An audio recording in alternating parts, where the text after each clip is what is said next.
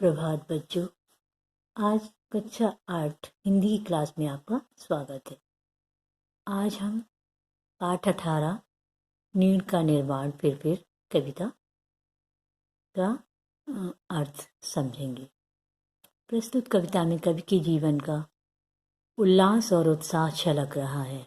कविता द्वारा कवि ने जीवन की कठिनाइयों से लड़ने और सब कुछ नष्ट हो जाने पर भी फिर से नया निर्माण करने की प्रेरणा दी है। ये कविता हरवंश राय बच्चन जी द्वारा लिखी गई है। इस कविता के माध्यम से कवि के आशावादी स्वभाव के दर्शन होते हैं। यह कविता हरवंश राय बच्चन जी ने अपनी पहली पत्नी की मृत्यु से उत्पन्न घनघोर दुख और विषाद की वेदना से उबरने और दूसरा विवाह करने का निर्णय लेने के बाद की थी। दुख और विषाद की सघन घटनाओं के बीच कवि को प्रकाश की किरण दिखाई दी और उनकी रचना आपके सामने प्रस्तुत है। नीड़ का निर्माण फिर नेह का आह्वान फिर बह उठी आंधी कि नभ में छा गया सहसा अंधेरा, धूल धूसर बादलों ने भूमि को इस भांति घेरा। हरवंश राय बच्चन जी कह रहे हैं कि जीवन कभी एक जैसा नहीं रहता है। कभी इसमें सुख आते हैं और कभी दुख आते हैं। दुख आने पर निराशा छोड़कर जीवन को सुखमयी बनाने का प्रयास करना चाहिए। यह सृष्टि मनुष्य का बार बार आह्वान करती है। मनुष्य से बार बार कहती है कि यदि किसी कारणवश आश्रय बिखर जाए तो हिम्मत मत हारो, पुनः उसका निर्माण करो।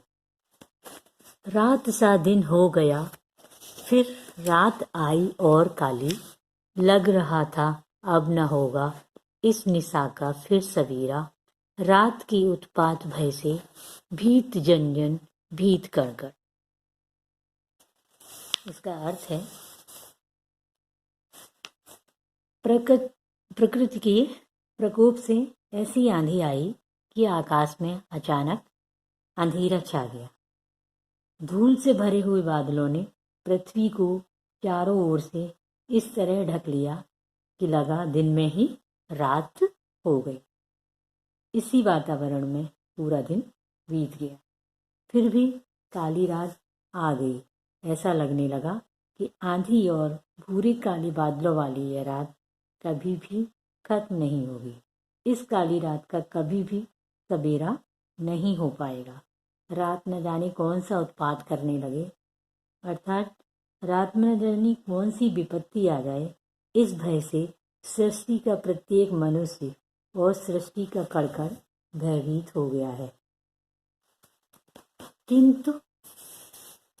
किंतु प्राची से उषा की मोहिनी मुस्कान फिर नीड़ का निर्माण फिर नेह का आह्वान फिर बह चले झोंके कि कांपे भूमि भीम कायाबान भूधर, जड़ समेत उखड़ पुखड़ कर गिर पड़े टूटे बिटप पर। हाय तिनकों से विनिर्मित घोंसलों पर क्या न बीती। हाय तिनकों से विनिर्मित घोंसलों पर क्या न बीती। किंतु तभी पूर्व दिशा से उषा की मोहिनी मुस्कान सारे संसार में बिखरने लगती है। चारों ओर नवजीवन का संचार हो जाता है। चारों ओर नवजीवन का संचार हो जाता है। हवा के झोंके इतने वेग से चलने लगे कि विशालकाय बड़े बड़े पर्वत भी कांपने लगे। भीम वह चले झोंके कि कांपे भीम कायावान भूधर, जड़ समेत उखड़ पुखड़ कर गिर पड़े टूटे बिटप पर। इसका अर्थ है कि बड़े बड़े पेड़ जड़ समेत उखड़ कर पृथ्वी पर गिर गए, टूट गए।